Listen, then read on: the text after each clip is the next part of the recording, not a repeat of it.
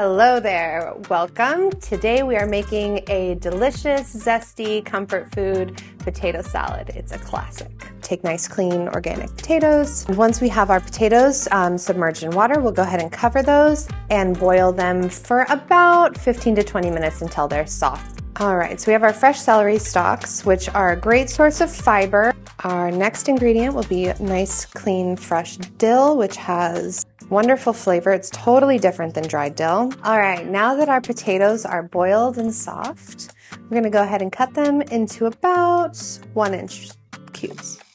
And now we'll go ahead and assemble the rest of the potato salad. Start with our vegan mayonnaise. I like whole grain mustard. You can also use ground mustard, yellow mustard, that totally works as well. The fresh dill adds a really lovely zesty flavor, very fresh, very summery. All right, so we'll go ahead and serve that up. And now we have our fresh potato salad. Let's give it a taste. Tastes like summer.